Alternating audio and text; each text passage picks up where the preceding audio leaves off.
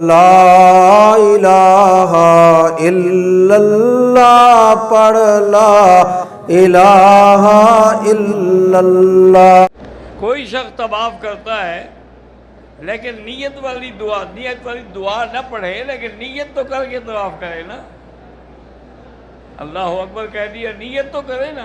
اگر نیت نہیں ہوگی تو طواف نہیں ہوگا۔ انما الاعمال بالنیات، تمام اعمال کی دار و مدار نیت پر ہے۔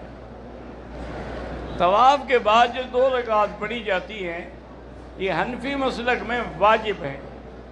اصل واجب اس کو کہتے ہیں جس کو حضور نے کبھی نہ چھوڑا ہو، یعنی کبھی بھی نہیں کہ آپ نے طواف کیا اور 2 رکعت نہ پڑھی ہو، اس لیے اس کو واجب کہا جاتا ہے۔ اور اگر پابندی سے حضور نے پڑھی ہے تو وہ سنت مؤکدہ ہے، اور کبھی پڑھی ہے اور کبھی نہیں پڑھی تو سنت غیر مؤکدہ ہے۔ کہتے جی کہ طواف کے دوران اگر وضو ٹوٹ جائے تو پھر طواف چھوڑ دیں، جا کے وضو کریں پھر پورا کریں۔ کہتے جی کہ ہم پاکستان سے آئے ہیں، اگر جعرانہ جا کر ہم عمرے کا احرام باندھ کے عمرہ کریں بالکل جائز ہے، کوئی منع نہیں۔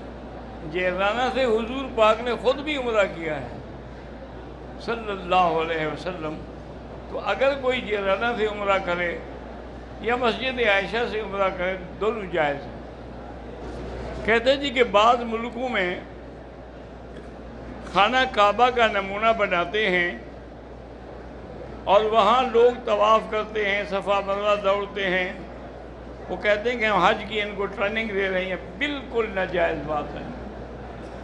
ٹریننگ کا معنی یہ ہے کہ اگر نبی کی بات سنانی ہو تو ایک نبی بنائے، کعبے کی ہو تو کعبہ بنائے، روزے کی ہو تو روزہ بنائے۔ یہی تو وہ فتنہ ہے۔ اللہ ہر مسلمان کو ایسے فتنوں سے بچائے۔